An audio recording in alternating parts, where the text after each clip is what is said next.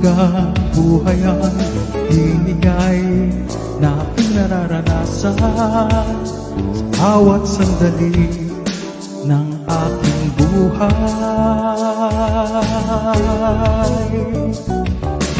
Tunay at takila ang iyong pagmamahal sa aking Panginoon.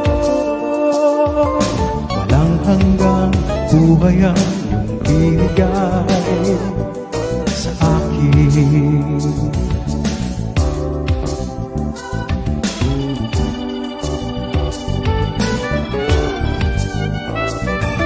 Walang hanggang buhay ang iyong binigay na aking nararanasan. Walang hanggang buhay ang iyong binigay na aking nararanasan sa bawat sandali ng aking buhay. Tunay at takila ang iyong pagmamahal sa aking Panginoon. Walang hanggang buhay ang iyong binigay sa akin.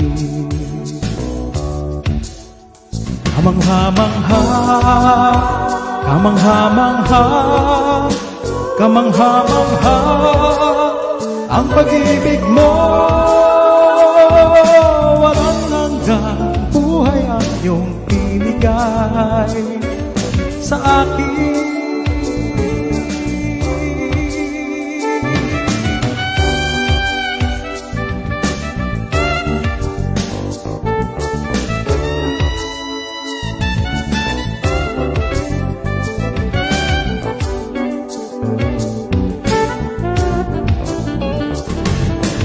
Tunay at takila ang iyong pagmamahal sa aking Panginoon.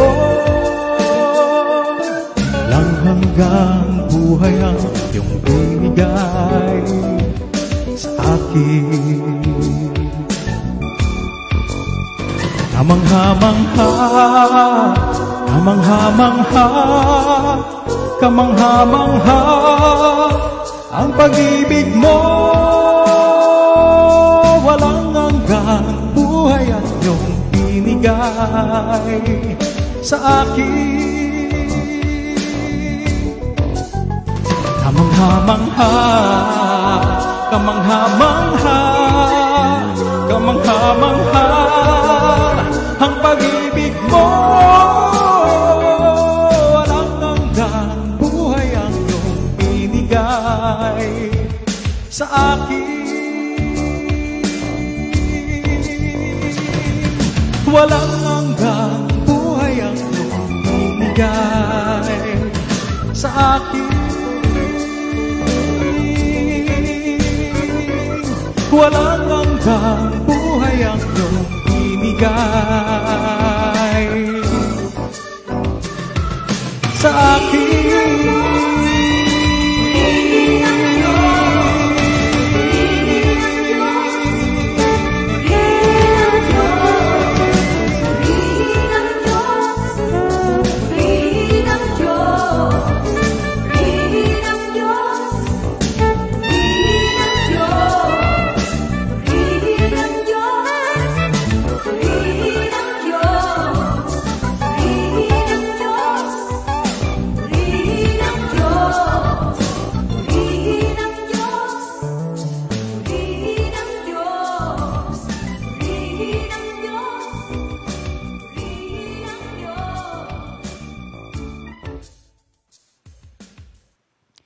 Good morning, Jesus!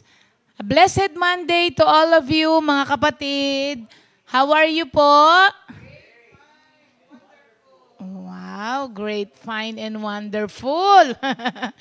Thank you, Lord. Sa mga ganyang sagot, syempre naman po, dapat laging great. Oo, because we serve a great God. Kaya dapat ang sagot lagi, great. Ano ba yung sagot mo, Beb? Ano nga yung laging sagot mo? Fantastic. Iba ang sagot ngayon ni Pastor. Ang sagot niya ngayon, kamangha-mangha. Maraming salamat kay Doc sa awitin na hinandog po niya sa atin. Doc, maluwag na yung coat mo? Ang palitan na? O kaya pataba tayo uli.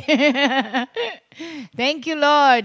Magandang bungad ng linggo, mga kapatid. At nalalapit na po. Actually, Lent na nga pala ngayon. Kaya po, manalangin po muna tayo bago tayo magsimula. Lord, maraming salamat po sa mga magagandang bagay na ginagawa mo sa buhay namin. Kaya naman po, Lord, kami nakakapagpuri at nakakapagpasalamat with gratitude in our hearts. Dahil po sobrang pagmamahal ang ipinapakita niyo po sa amin araw-araw. And today, Lord, we thank you again for another chance na binigay niyo po sa amin to be of service to you, Lord, and to hear your words again. Dinadalangin po namin sa inyo yung mga kapatiran namin na nasa kanya-kanyang mga bahay. Bless them too, Lord. Sa maghapon na ito, Lord, bigay niyo po sa kanila ang kanilang inaasahang direction and guidance from you through the words, Lord, na ibibigay niyo po sa amin sa araw na ito. Pangunahan niyo po kami, Lord, at sa buong maghapon, ino-offer din po namin po sa inyo ito.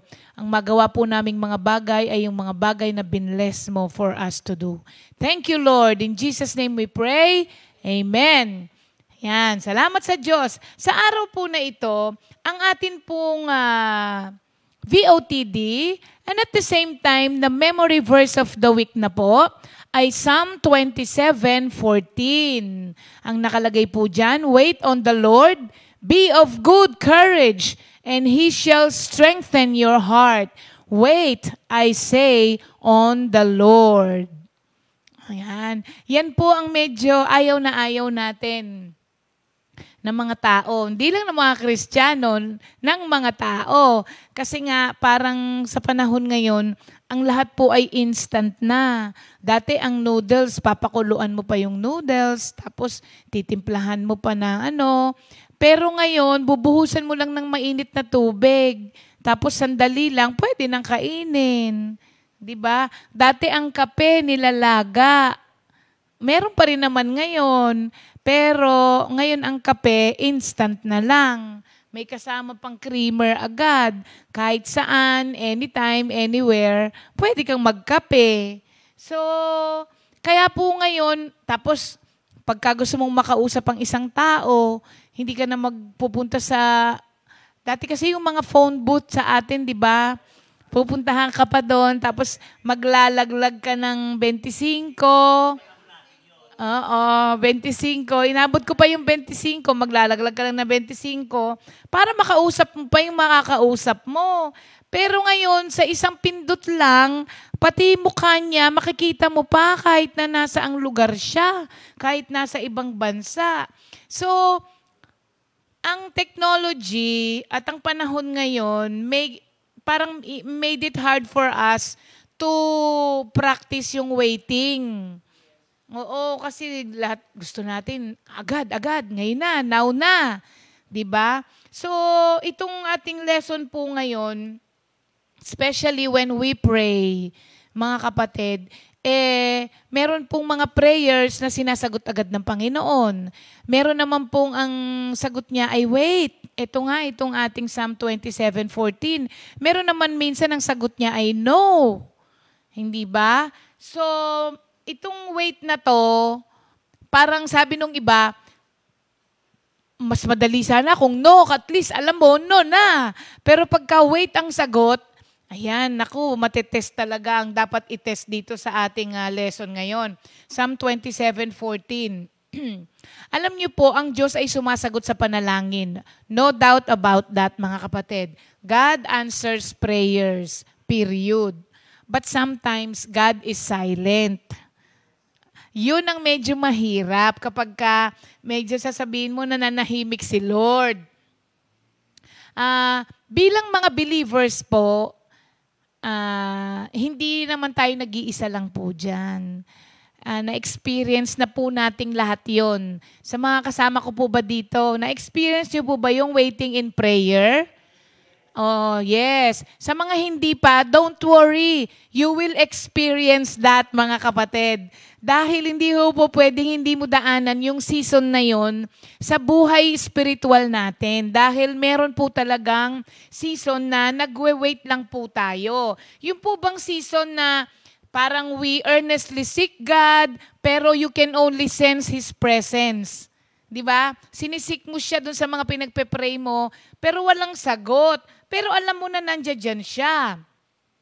Di ba mga kapatid? Alam niyo po, ang pinaka magandang example dito sa waiting, yung kay Job. Pag binasa niyo po yan, alam niyo kagabi nga, binabasa ko yan, nakailang chapters na nga ako nangalahati na nga rin ako. Pero alam niyo po ba, sa mga panalangin niya, nakakapagreklamo na nga siya eh. Naka-question na nga niya rin si Lord, tapos nagtatampo na nga din siya eh. Pag binasa niyo po yun, not until the chapter 38, tsaka lang sumagot si Lord.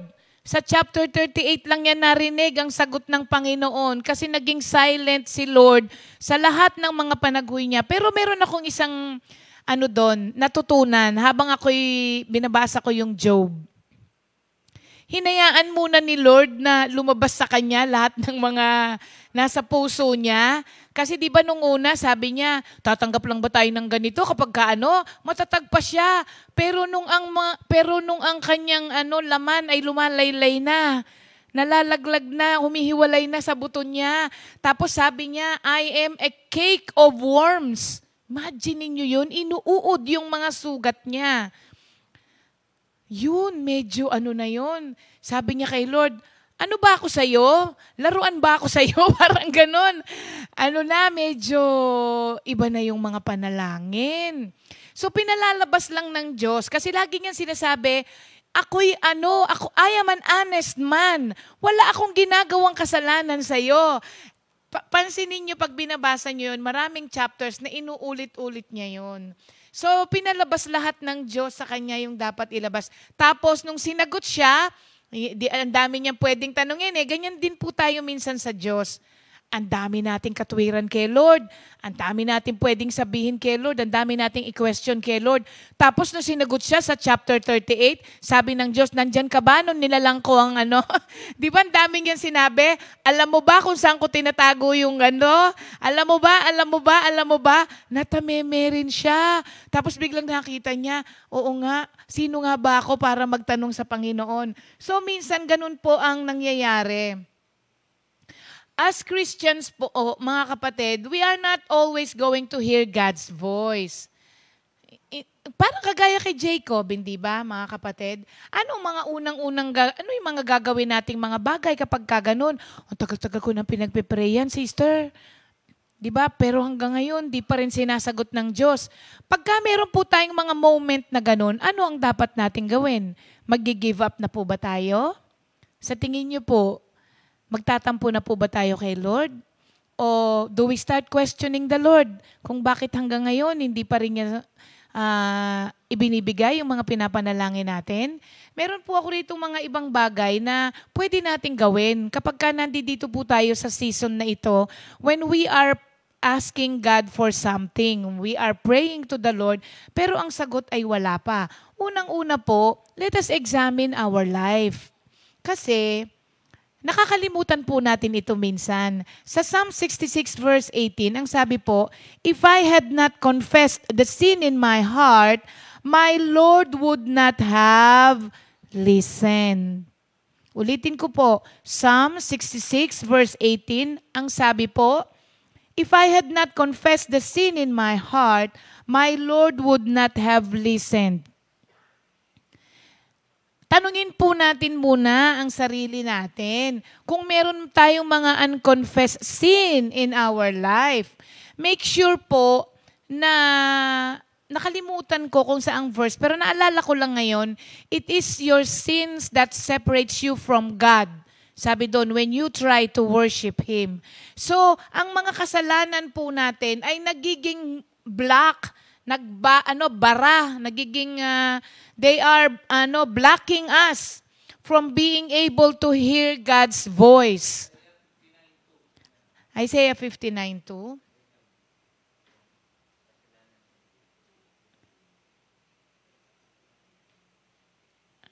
Isaiah 59 verse 2.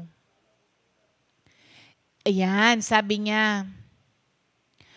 1 na rin, 1-2. Don't think that the Lord is too weak to save you or too deaf to hear your call for help. It is because of your sins that He doesn't hear you. Yun. Galing talaga ni Kuya. It is your sins that separate you from God when you try to worship Him. Isaiah 59, 1 and 2. So let us ask ourselves, mga kapatid, meron bang mga bagay na nagawa ako sa Panginoon na hindi ko nahihingi ng tawad?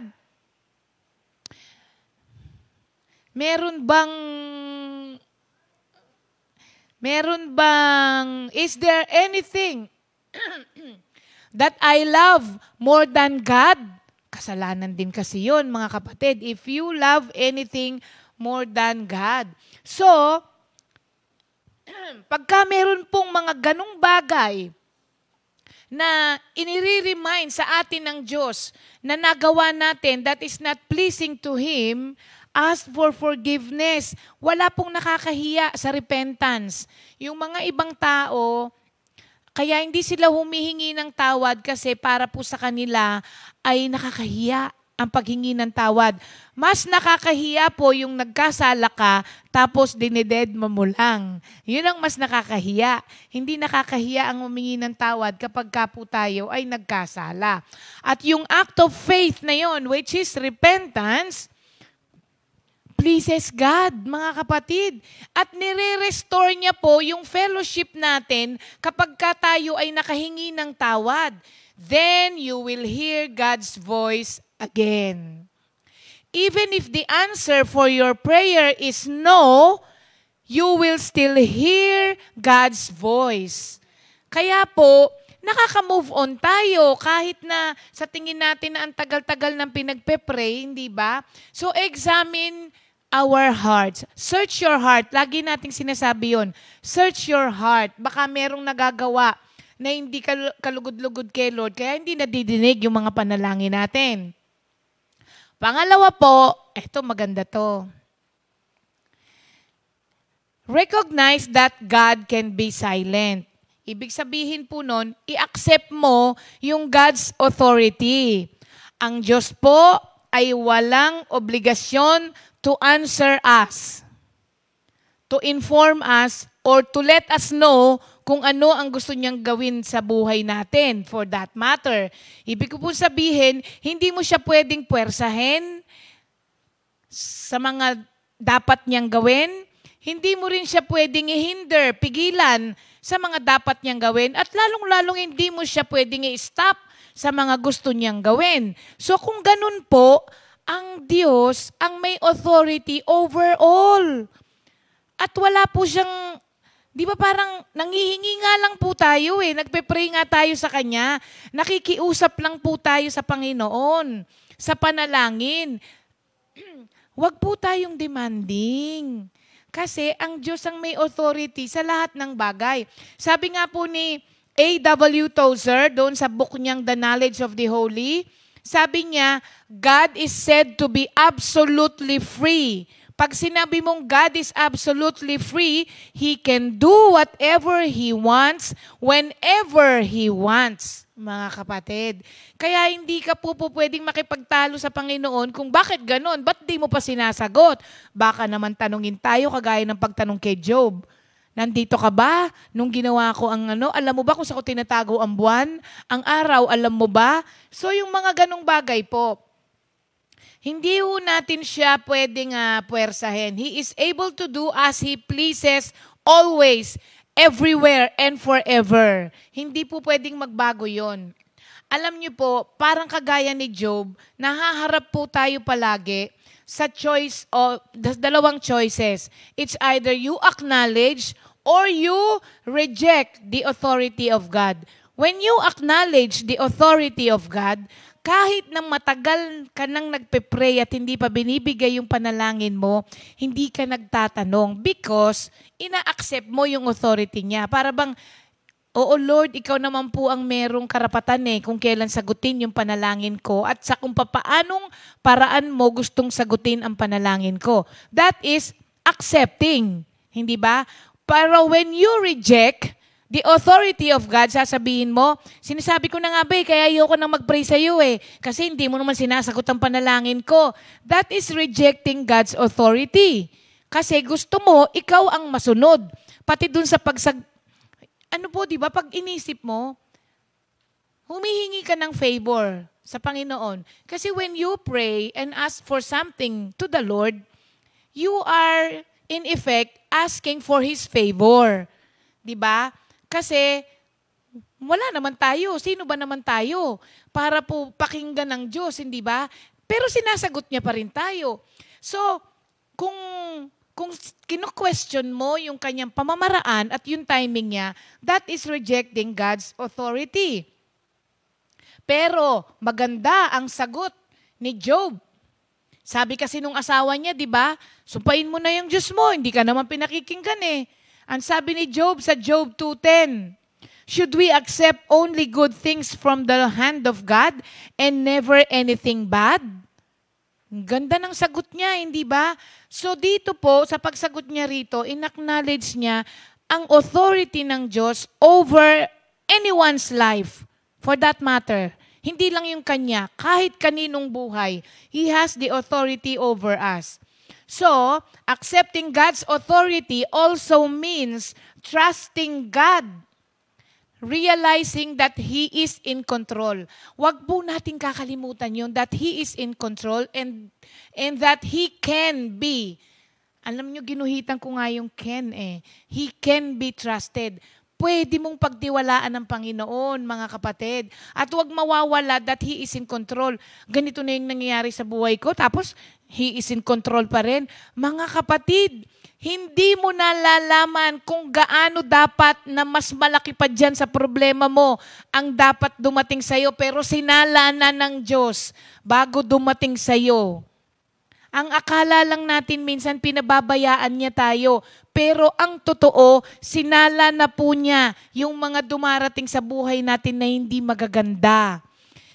Hindi lang niya yun, di ba minsan hindi natin ma-recognize yun. Kasi dun lang tayo sa nararamdaman natin, sa nakikita natin. Pero ang totoo, di ba, halimbawa kay Sister Sally, di ba, things can be worse. It could have been worse. Pero pinoprotektahan niya si Sister Sally.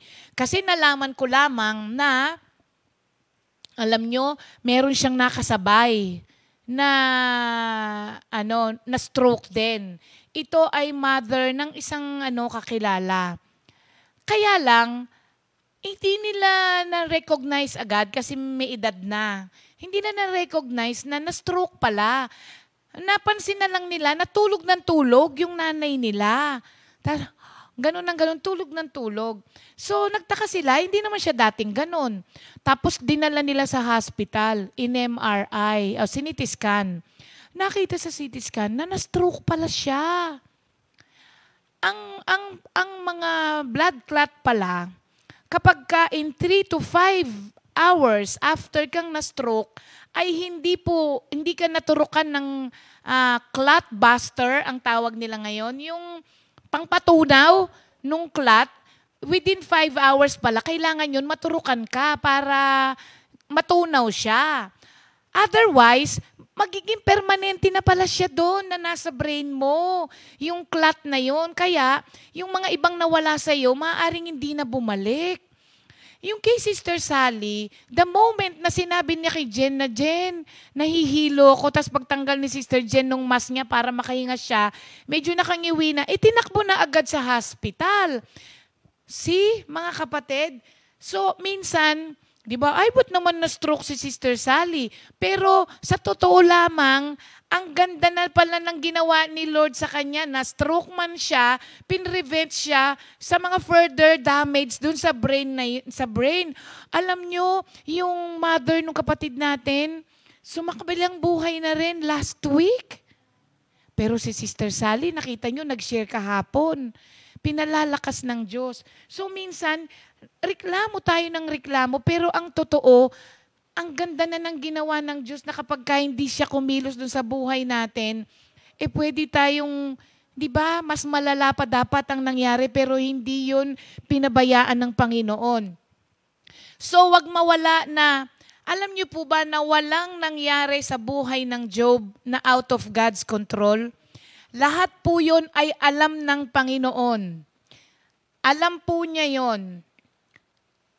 Alam nyo, dito sa 1:12, nung ipinaalam ni Satan sa kanya, sabi niya, kaya ka lang naman sinasamba niyan dahil binibigay mo lahat, binibless mo siya. Tapos wala siyang nararanasang hirap kasi binibigay mo lahat sa kanya. Di ba sabi ni Lord, binigyan siya ng permission to test Jacob, pero he never relinquished his power, si Job, he never relinquished his power and control over.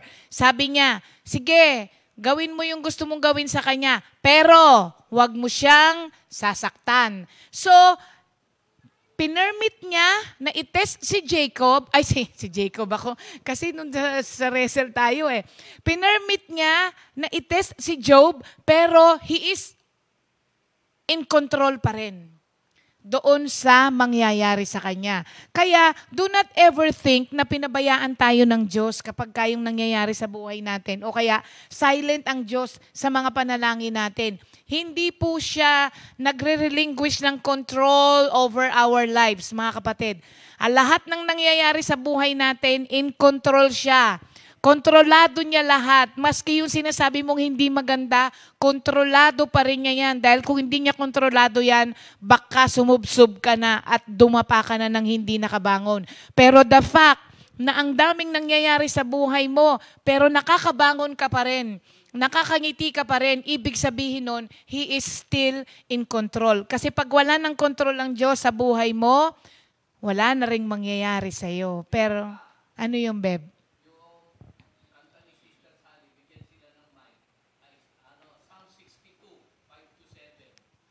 Psalm 62, 5-7. May isang awitin bago tayo magtapos for this day. Oo. Psalm 62.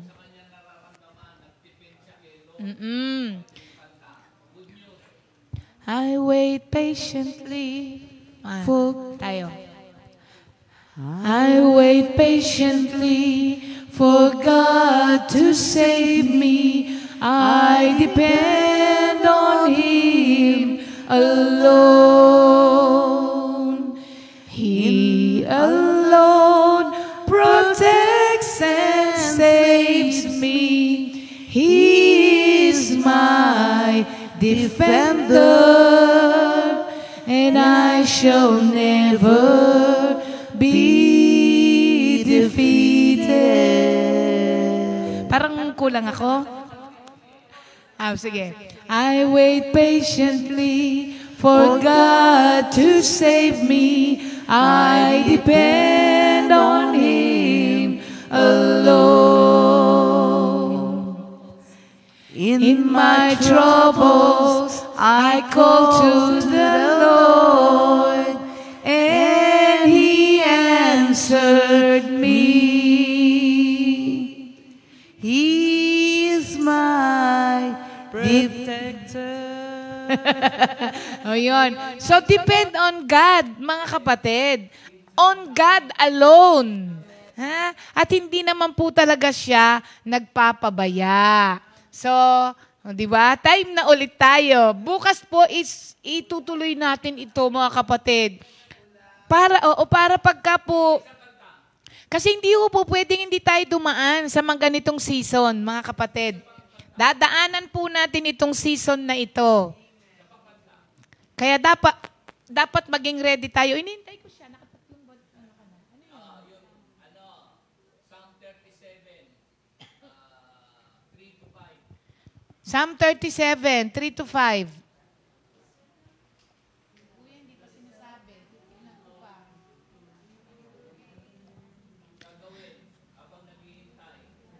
Ay, wag yun muna kasi bukas pa yun eh. Oo eh. Nagmamadali kasi lagi si kuya. Nawawala yung ano ko eh. Oo, bukas pa yun. Oo. So that's it for today, mga kapatid. No more songs for today. That's it for today. So, bukas po abangan nyo po kasi kailangan maging ready tayo. Kasi darating po ito sa buhay natin, hindi pwedeng hindi. Pero pag dumating yung time na yon, alam na natin kung ano yung gagawin natin. Kaya abangan nyo po bukas yung mga iba pa. Ayan. Thank you, Lord. Okay? Comment na po kayo ng ready na, mga kapatid. Para po sa ating memorization. Kahapon natuwa ako kay Ate Dayan, ano?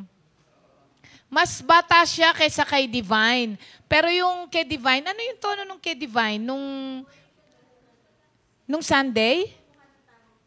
Si Divine? Hindi ko yun nahalata kasi siguro masyado akong na-engross dun sa yeah niya.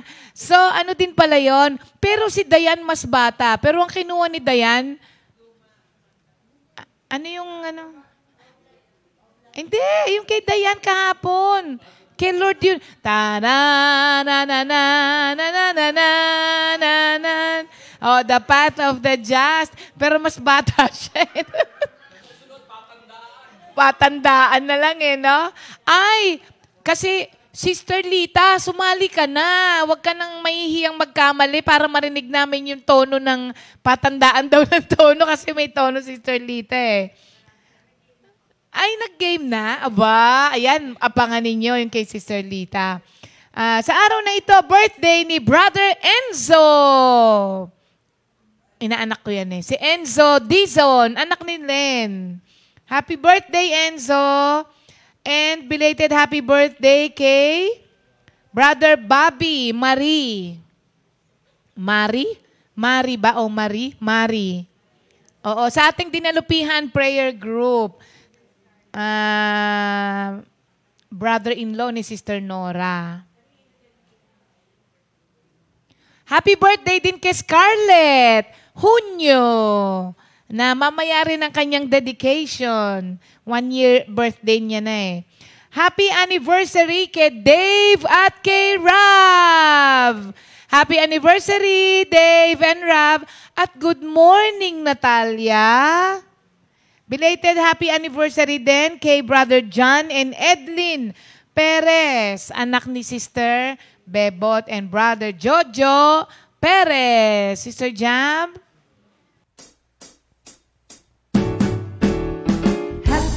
Happy birthday, happy birthday, happy birthday, happy birthday, happy birthday to you.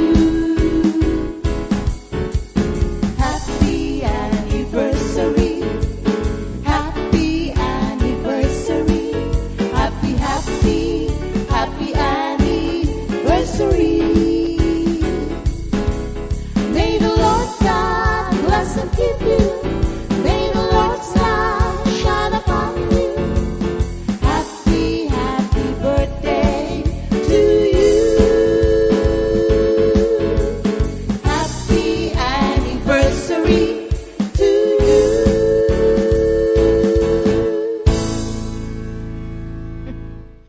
Yan ang dapat merong yeah. Mama Ched kasi pinauso eh. Yeah. Oo nga. Ang ganda pala nung kanta natin kahapon. Oo. Yung numbers. Nauuna lang si Arnold sa akin. Excited. Oo. Thank you, Lord. Happy birthday po and happy anniversary sa inyong lahat, mga kapatid. Okay, sa araw na ito, tawag na po tayo. Lagi ko nasasabi yung sa araw na ito, no? Sa araw na ito. Gusto ko Pasko na uli.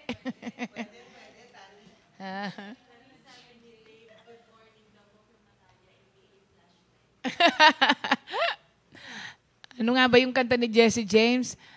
Flashlight.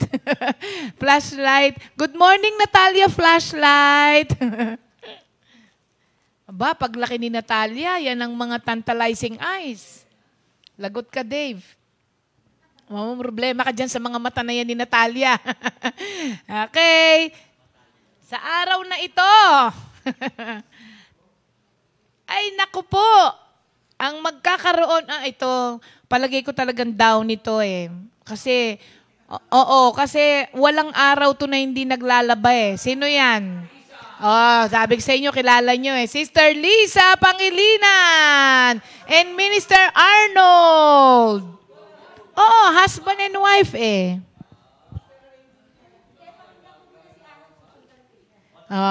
Sige. Yung isang mic pa.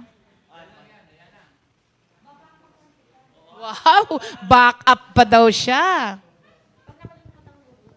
Check. Talagang alam na makakalimutan ko, no? Good morning, Jesus, mga kapatid. Ayan, hindi kami putol.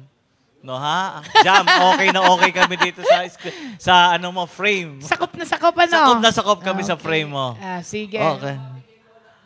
Nanay, Papasundo ka na. Pasundo ka na, Nay. Hindi naka-on.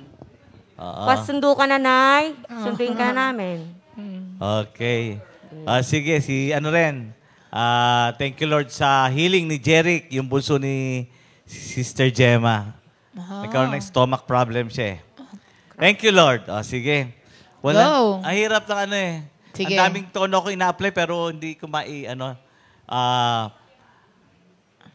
Sige. Matthew, Mark, Luke, John, Acts, Romans, 1st and 2nd Corinthians, Galatians, Ephesians, Philippians, Colossians, 1st and 2nd Thessalonians, 1st and 2nd Timothy, Titus, Philemon, naghahanap ng kode ko. Hebrew. Ayan na yung kote ko sa gilid mo eh. Asan? James. Ituloy mo na nga. Nahirapan ako. 1st and 2nd Peter, 1st and 2nd 3rd John, Jude, Revelation. Ayun. Oo, konti na lang. Marami ako ina-apply ng tono kasi nung una, kakain tayo ng oras, wag na lang. Sige. Sample lang kahit konti. Ano yung unang tono mo? Matthew, Mark, Luke, John. Ang hirap pag may tono na. Matthew, Mark, Luke, John, Ito yung tono. Yung tono Acts na. and Romans. Hindi. Ito yung tono na lang. Huwag na yung ano. Taratata. Taratata. Taratara. Rarara. Rarara. Nalilito ako. Da-da-da-da. Da-da-di-da. Da-da-da. Oo. Pa-pa-pa-pa. Yun eh. Oo nga. Ano nga, sino nga yan? Paborito ko yan, nakalimutan ko, nasa dulo ng dila ko Kanta eh. ni Michael Bublé yan eh. Hindi yan original kay Bublé. Hindi Siya kay yung Bublé, si ah. ano, yung What a Wonderful Yung World. ano, Ray Charles? Hindi Ray Charles. Armstrong. Louis Armstrong. Louis Armstrong. Yan. Oo, gusto ko yan. Gusto ko yan. Pati mga kanta niya. Thank you, Lord. Thank you, Lord. Ay! Ay! Siyempre, down ni si Lisa. Hindi ko natatanungin. Oo. Oo. Favorite ko kaya yon. Yung Mac the Knife. Ayan. Hindi yun Mac the Knife. Mac the Knife ba yan? Oo. Favorite ko kasi yan si Louis Armstrong. Okay. Ngayon po, time na para sa ating mga kapatiran. Patandaan talaga yun, oo.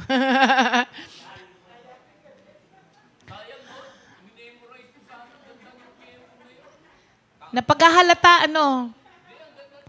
So, ang mga nag-game, nag-ready na, si Sister Mitos, Magtibay, Brother Wally.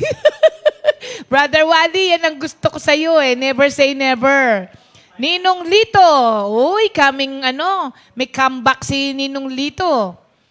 Sister Lita Saraspe. Ayan, maganda yun kay Sister Lita. Sister Glo Garcia. Ano kaya yun kay Sister Glo, Sister Josibet, aba naman. Sister Josibet Bares. Sister Klang Rabang at si Sister Relly Danganan. Okay, Jam, spin the wheel.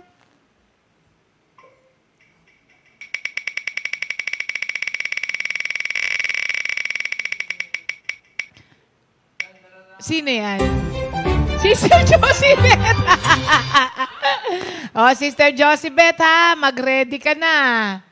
Araw mo ngayon. Si Ninong Lito may tono pa daw, tas may gitara pa.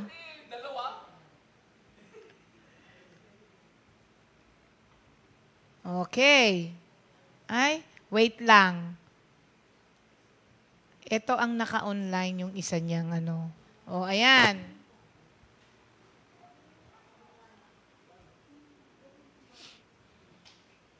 Sister Josibet, sagot na.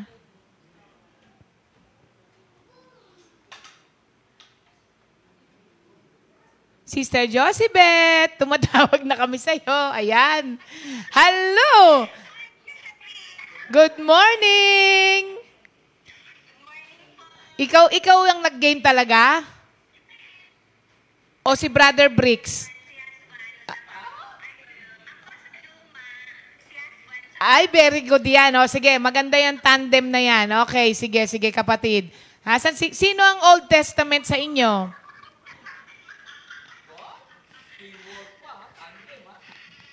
Asan na kayo? Nawala kayo? Ano daw? Yung old daw, tandem daw sila ni Brother Bricks. Husband and wife tandem. Yung isa daw old, yung isa new. Ayan. Sister Josibet, aba, nasaan kayong dalawa't nagtago kayo? Tawa ka ng tawa dyan, dali.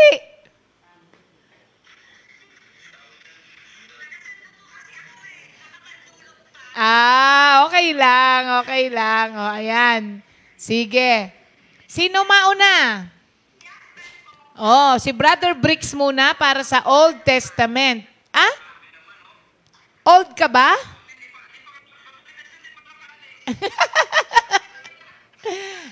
Bago daw kayo umalis, si Lord muna. Okay, sino ang New Testament? Ako po, kahit ano. Brother Bricks, go na. Ako po. Okay. Ang tono po namin paro-parong bukid. Ay, ano ba yun? Maganda yan. Sige, go. Para lang. Parang bukid ba? O dalaga? Parang bukid. Sige na. Genesis, Exodus, Leviticus, Numbers, Deuteronomy, Joshua, Judges, Ruth, First Samuel, and First and Second Samuel, First and Second King, First and Second Chronicles, Ezra, Nehemiah, Esther, Job, Psalms, Proverbs, Ecclesiastes, Song of Solomon, Isaiah, Jeremiah, Lamentation, Daniel, Ezekiel, Daniel, Hosea, Joel, Amos, Jonas, Micah, Nahum, Habakkuk, Zephaniah, Haggai, Zechariah, Malachi. Wow! Pero parang hindi ko narinig ang paru-parong bukid doon. Wala nga eh. Lumipad yung paru-parong bukid. Mark. Nawala na tuloy. Matthew, Mark, Jude, and John, Matthew, Mark, Luke, John, Acts, Romans, 1st and 2nd Colossians, 1st and 2nd Corinthians, Galatians, Ephesians, Philippians, Colossians, 1st and 2nd Thessalonians, 1st and 2nd Timothy, Titus, Philemon, Hebrews, James, 1st and 2nd Peter, 1st and 2nd John, Jude and Revelation. That's the old books of Old and New Testament. Thank you, Lord. Parang ano, pero yung kay Brother Bricks, narinig ko yung paru-parong bukid.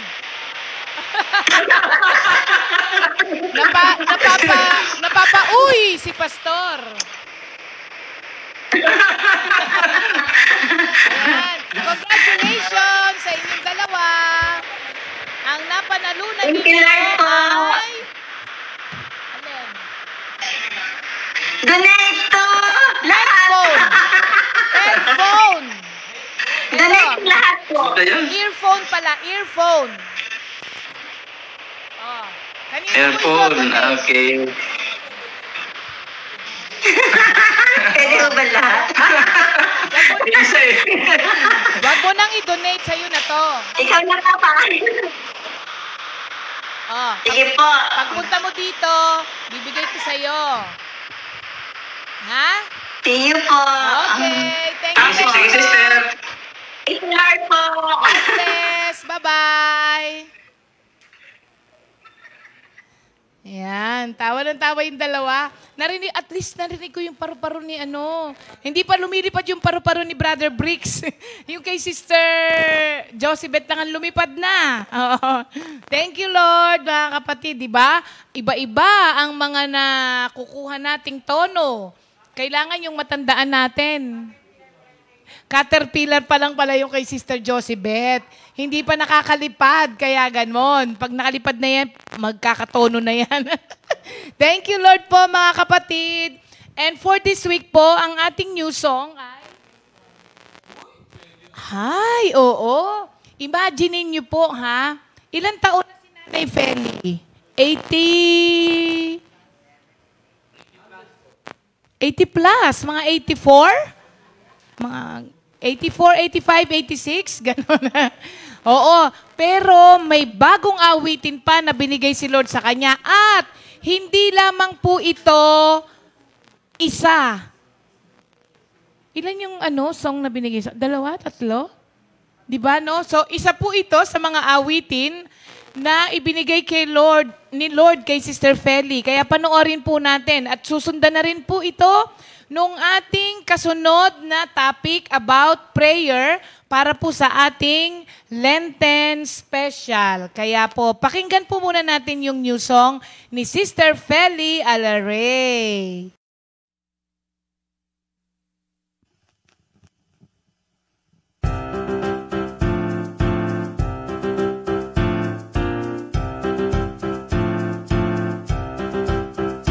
I will sing to the Lord all my life. I will sing, I will sing, I will sing to the Lord all my life. I will sing, I will sing. As long as I live, I'll sing praises to my God. As long as I live, I'll sing praises to my God. As long as I live, I'll sing praises to my God. Praise the Lord, my soul. Praise the Lord, my soul. Praise the Lord. I will sing to the Lord all my life. I will sing. I will sing. I will sing to the Lord all my life.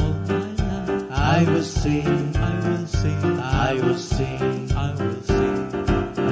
long as I live, I'll sing praises to my God.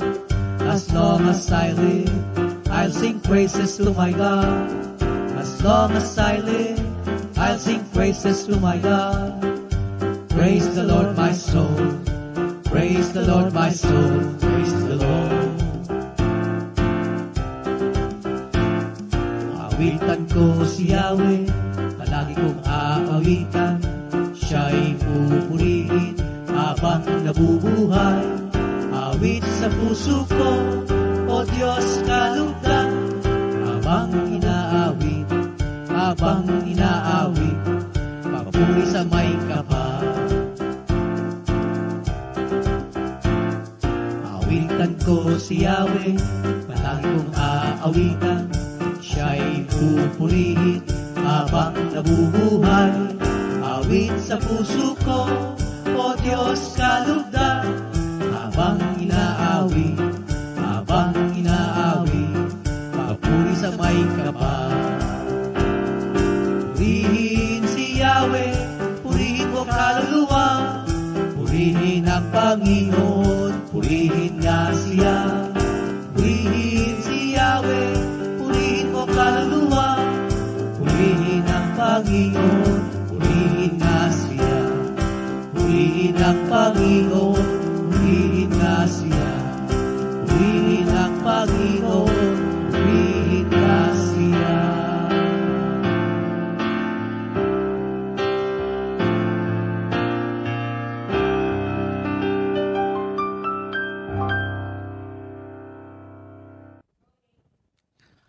Good morning, Jesus. Una po sa lahat, ako po'y nagpupuri at nagpapasalamat sa Panginoon at binigyan niya ng pagkakataon upang makapagbahagi ng kanyang mga salita. Ang sabi nga sa Mateo 4:4, hindi lamang sa tinapay nabubuhay ang tao, kundi sa bawat salita na namumutawi sa bibig ng ating Panginoong Hesukristo. Mga kapatid, ito pong pag-aaral natin ay sa panalangin. Ito po'y nakapaloob dun sa sinimulan ni Minister Elmer na about Lenten season o mahal na araw o Kwaresma. Ang panalangin po'y nakapaloob doon. Ang ating pong pag-aaralan sa umagang ito, ang The Parable of the Pharisee and the Tax Collector, ang talinghaga tungkol sa Pariseo at Publikano. Pero bago ang lahat, tayo po'y manalangin. O dakilang Diyos na may likha ng langit at lupa,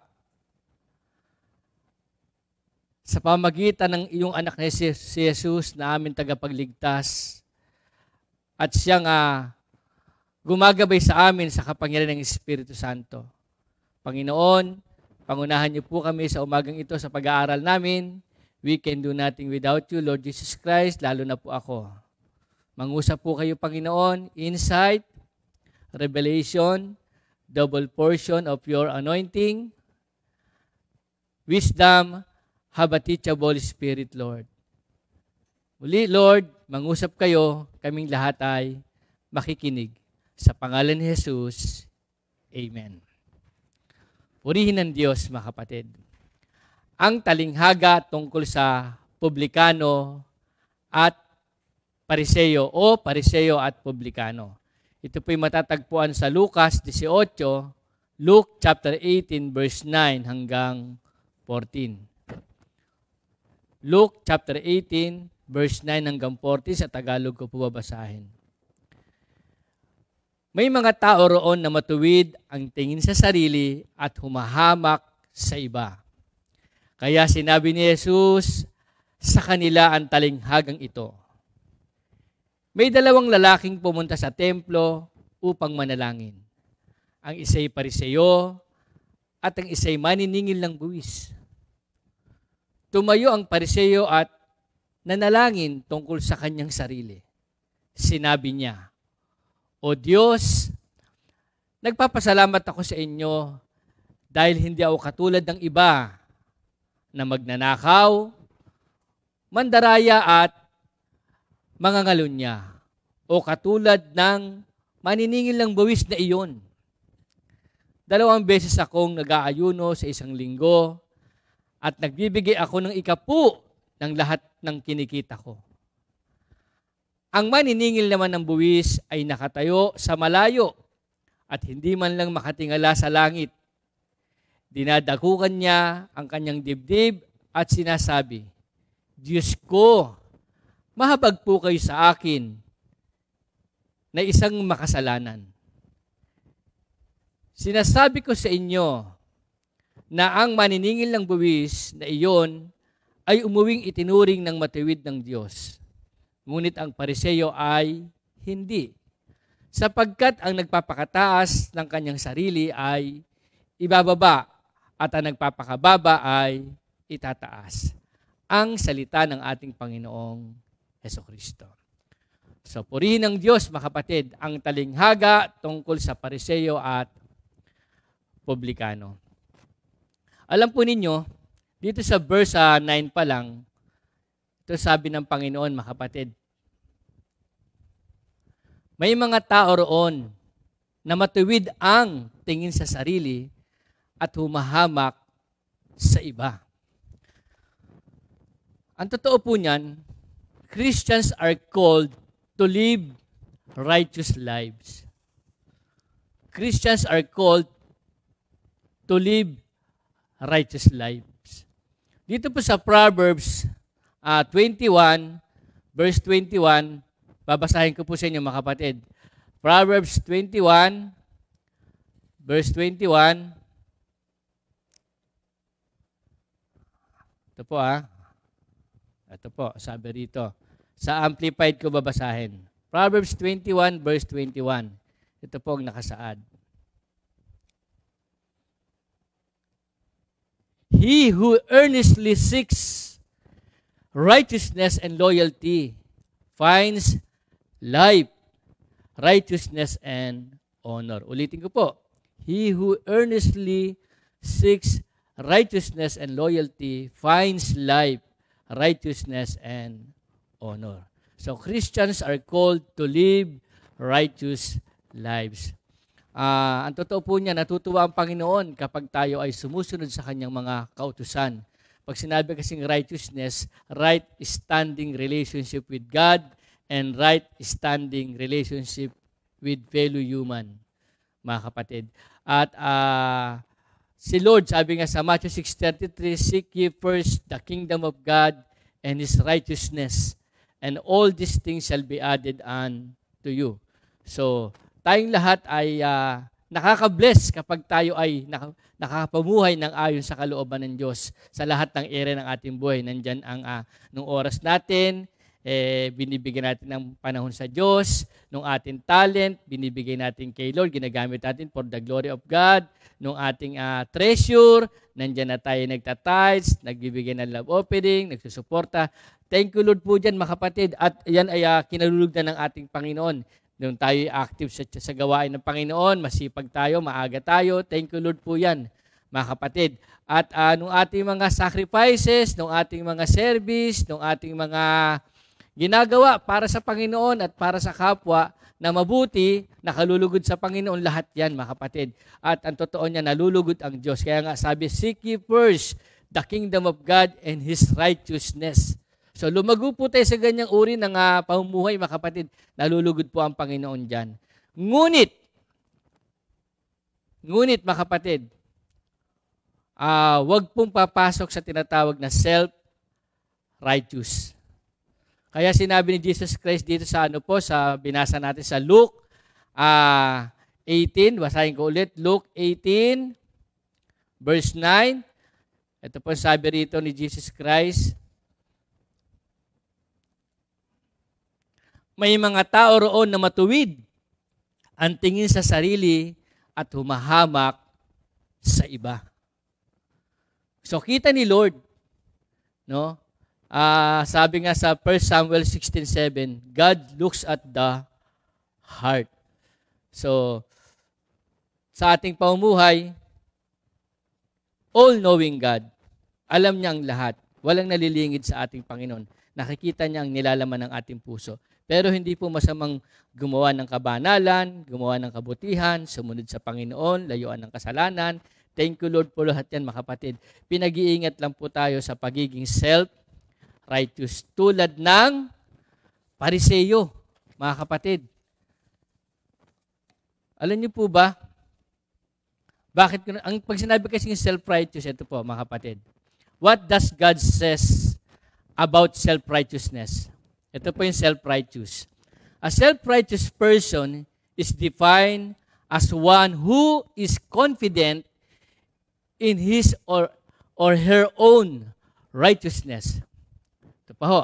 A self-righteous person also shows superiority above all others, especially if they have different opinion than theirs. Ito po yung mga Pariseyo. Self-righteous Pharisee obsessed by his own virtue. Mga kapatid. So, dyan tayo pinag-iingat ng ating Panginoon na maging self-righteous. Pero hindi po masamang gumawa ng mabuti.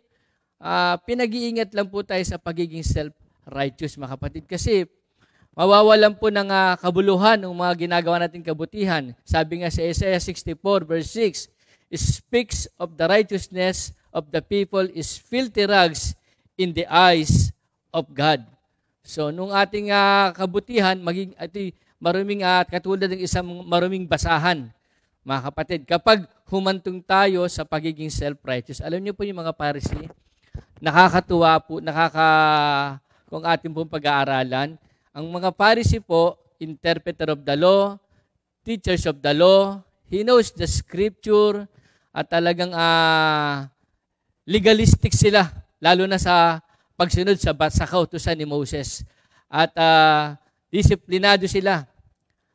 At sila ay pagdating sa mga sacrifices, pagdating sa mga paghahandog, talagang pinag-iibayo nila, mga kapatid. At ang nakaka-bless pa sa kanila, sila ay mga taong ma-impluensya. Nandoon ang authority, nandoon ang popularity, nandoon ang power, influence, nasa kanila ang lahat at pinakikinggan sila ng mga tao. Sila po ay isang leader sa Jewish society. At hindi lamang po yung mga kapatid, at nire-respeto ng mga tao ang mga Pariseyo. At ang mga Pariseyo, pinakamataas ito sa lahat ng sektor ng Jewish society, mga kapatid. So, napakaganda ng kanilang kalagayan. Kaya lang nga po, humantong sa pagiging self-righteous. Kaya dito, balikan po natin yung binasa natin. Kaya gumamit si Lord ng talinghaga tungkol sa Pariseyo at Publikano. Kasi nakita niya rito, may mga tao doon na matuwid ang tingin sa sarili at humahamak sa iba. So, gumagawa naman ng kabutihan, kaya lang nga naging self-righteous. So, nakita ni Lord yun, kaya sinabi niya, may mga tao roon na matuwid ang tingin sa sarili at humahamak sa iba. Kaya sinabi ni Jesus sa kanila ang talinghagang ito. Pag sinabing talinghaga, ito'y makalupang kwento na mayroong makalangit na kahulugan. It is an earthly story, but there is heavenly meaning. Napakabait ng Diyos, mga kapatid. Gumagamit siya ng talinghaga o parable upang maunawaan natin ang tungkol sa kaharian ng Diyos. Kasi alam po ninyo, sa mga panahong ito, tayo po ay nasa panahon ng mahal na araw. Kinakailangan po maintindihan natin ating ginugunita nung ginawa ng ating Panginoong Jesucristo sa krus ng Kalbaryo. Pag naunawaan po natin yan, mga kapatid, tayo po ay makapamuhay ng nakalulugod sa Diyos. Hindi po papasok ang self-righteous. Tuloy po ako rito. Kaya sinabi ni Jesus sa kanila ang talinghagang ito. May dalawang lalaking pumunta sa templo upang manalangin. Kita nyo Alam nyo, ang mga Hudyo, ugali nila yung lagi nagdadasal. Actually, 9 to 3. 9 in the morning up to 3 p.m. ng hapon, nagdadasal sila. Malimit silang magdasal. Ang isa'y Pariseyo at ang isa'y maniningil ng buwis. Tingnan niyo po yung verse 11. Mamaya, maging sa panalangin. Lumabas talaga ng puso ng Pariseo eh. Hindi naman po masamang magdasal, kaya lang nung uri ng kanyang panalangin, makikita ng pagiging self-righteous. Ito po yung panalangin ng Pariseo. Ang isa'y Pariseo at ang isa'y maniningil ng buwis. Verse 11 po, tumayo ang Pariseo at nanalangin tungkol sa kanyang sarili. Nanalangin tungkol sa kanyang sarili. Sinabi niya, O Diyos, nagpapasalamat ako sa inyo dahil hindi ako katulad ng iba na magnanakaw, mandaraya, mga ngalunya, o katulad ng maniningil ng buwis na iyon. 2 beses ako nag-aayuno sa isang linggo at nagbibigay ako ng ikapu ng lahat kong kinikita. Kita nyo na? Imbis na sa kanyang panalangin, lumabas talaga nung kanyang pagiging self-righteous. Di ba pag sinabing prayer, talking to God, communicating with God, entering the presence of God, it is a breath of our soul. Pag sinabing prayer, mga kapatid, kaya sabi ni Lord, may mga tao roon na ang tingin sa sarili ay matuwid at humahamak naman sa iba. So, nandun ang pagiging self-righteous. Kaya maging sa panalangin niya, naging self-righteous siya. Alam niyo, ang tao pag self-righteous, judgmental. Kapag ang tao self-righteous, nandun ang hypocrisy. Kapag ang tao self-righteous, nako, mga kapatid, yung mga binabanggit ko kanina, dahil sa tingin nila, tama yung kanilang ginagawa, kaya hindi nila makita na sila ay mali. Yun ang self-righteous. Hindi nila makita na sila ay mali dahil sa tingin nila, tama palagi ang kanilang mga ginagawa. Kaya maging sa panalangin nila, mga kapatid, naging self-righteous to. Imbis na, doon lang mo sa self-righteous. Pero na ipagmalaki niya nung pagsunod niya sa kautusan, na ipagmalaki niya nung kanyang sarili, maaring ang pananaw niya sa kanyang sarili, matuwid siya talaga siya. Ipinagpapasalamat siya sa Diyos ang kanyang katuwiran. Dahil siya'y sumusunod. Doon siya nakabase sa kanyang katuwiran. Kaya lang nga, humantong sa self-righteous. Kaya dito, ipinagmalaki niya yung kanyang mga nagawa. Hindi siya magnanakaw, hindi siya mandaraya, hindi siya mangulo niya. O katulad ng maniningil ng buwis. 2 beses ako nag-aayuno sa isang linggo at nagbibigay ng ikapu ng lahat kong kinikita. Kita niyo na, ipagmalaki niya pa. Kasi nga, panalangin niya, nandun ang self-righteous eh. Ngayon po, dako tayo sa verse 13. Ang maniningil naman ng buwis ay nakatayo sa malayo at hindi man lang makatingala sa langit. Nakatayo sa malayo. 1. Hindi makatingala sa langit. 2. At hindi man lang, hindi dinadagukan niya ang kanyang dibdib. 3. At kanyang sinasabi, Diyos ko, mahabag po kayo sa akin na isang makasalanan. Alam niyo yung ganitong uri ng panalangin? Sinasabi sa verse 40, sinasabi ko sa inyo na ang maniningil ng buwis na iyon ay umuwing itinuturing na matuwid ng Diyos. Sa panalangin po, kasi pag sinabi po nga tax collector o publikano, sinner. At kaaway po yun ng mga kababayan niya, ng mga countryman niya. Isa po sa tax collector si Mateo, nung ating isang disciple. Sa Matthew 9, verse 9 to 13, nang dumalo si Jesus sa bahay niya at nagsama pa si Mateo ng mga kapwa niya maniningil ng buwis. Ang sabi ng mga tao, pumapasok siya sa bahay ng taong makasalanan. Sa Luke 19, sinabi rin nila kay Zacchaeus na nakitumuloy si Jesus kay sa bahay ni Zacchaeus. Pumapasok siya, sinabi ng mga Pariseo at mga tao, nakikituloy siya sa bahay ng taong makasalanan. So, mababa ang tingin ng mga tao sa mga maniningil ng buwis o publikano. Maaaring ito ay namumuhay ni di kalugod-lugod sa Diyos, extortioners, nandyan na adulterer, at nandyan na magnanakaw, kung maningil, sobra-sobra, at hindi lamang yun, mga kapatid. At itong publikano, malamang, bihira lang ito pumasok ng temple para manalangin. Pero, itong kinalugdan ng Diyos, umuwing kinalugdan ng ating Panginoon. Alam niyo kung bakit? Meron siya tinatawag na have a heart of humility. Pagpasok niya sa templo, sino ba ang pupunta niya sa templo? Si Lord. Siyempre, pag have a heart of humility, nandun ang reverence for God. Nandun ang ating paggalang sa Panginoon. Nandun ang ating pagsamba sa Panginoon. Ina-acknowledge natin na wala tayong magagawa kapag wala ang Panginoon. At hindi lamang niyo mga kapatid, nandun ang ating pagluhod na humihingi tayo ng awa, humihingi tayo ng habag, ng grasya at kapatawaran sa ating mga nagawang kasalanan. Tulad ng ginawa ng Pariseo, ng publikano. Kaya umuwi itong kinalulugdan ng ating Panginoon. Alam po ninyo, ako naging judgmental ako sa oras na ito. Kasi nung pinag-aaralan ko itong The Pharisee and Publican, itong parable na to, nainis ako dun sa Pariseo kasi salbahe, yung yabang-yabang, self-righteous. Alam niyo, totoo yun, nakita ko yung sarili ko na mas malimit, self-righteous ako.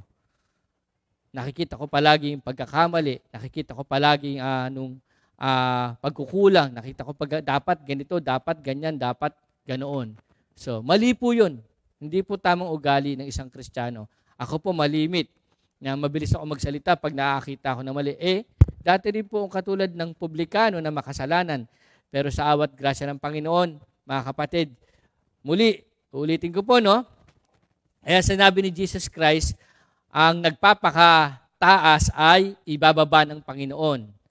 At ang nagpapakababa ay itataas ng Diyos. Si Nebuchadnezzar, ibinaba ng Diyos. Mababasa niyo po sa Daniel 4, verse 30 to 33. Nakko!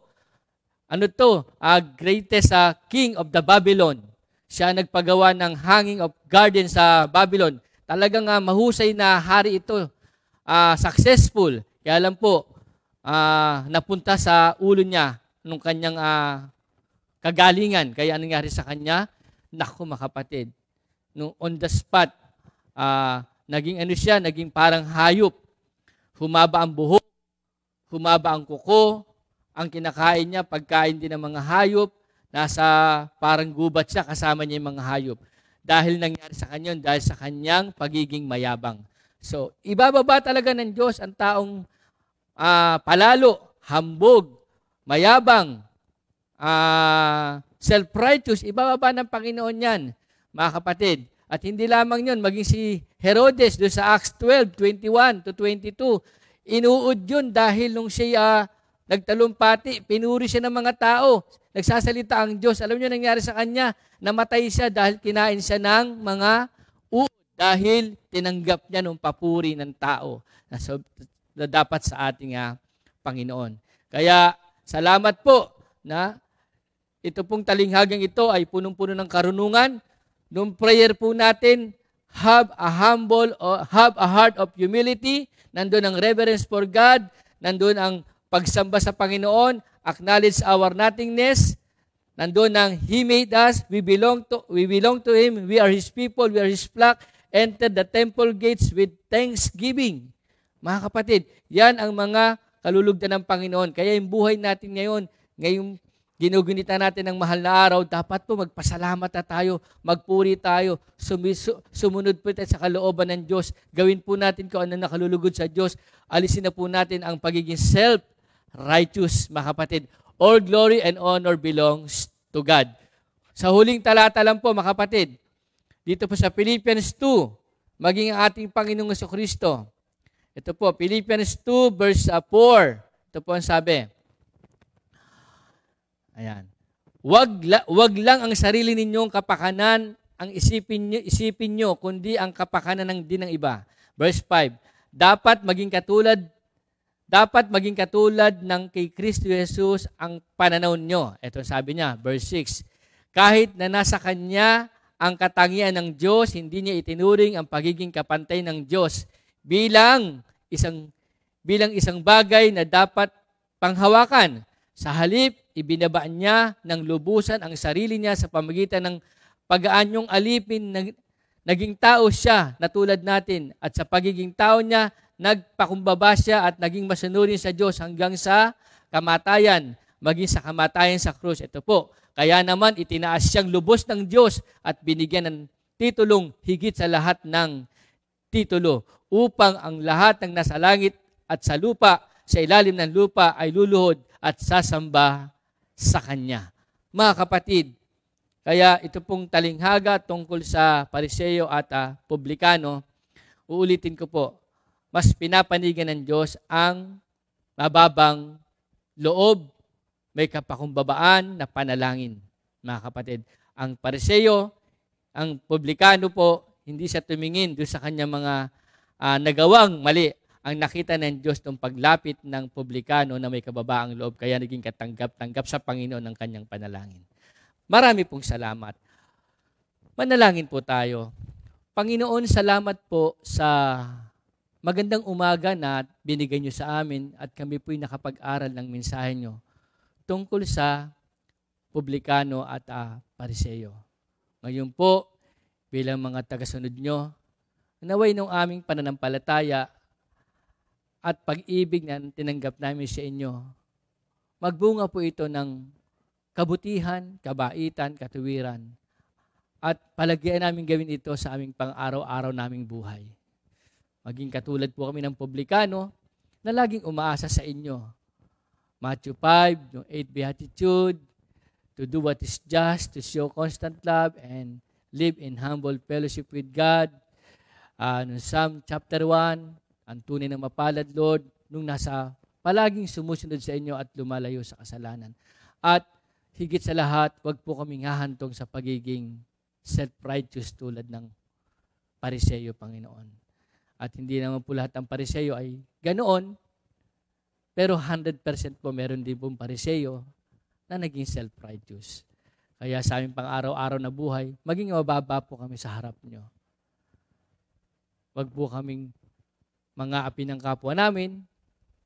Wag po namin titignan ang kanilang kamalian. Wag po kaming magsasalita ng hindi tama sa aming kapwa. At wag po namin itataas ang aming sarili. Marami pong salamat, Panginoon. Sa pangalan ni Jesus, Amen. Magandang umaga po sa inyong lahat. 2 Timothy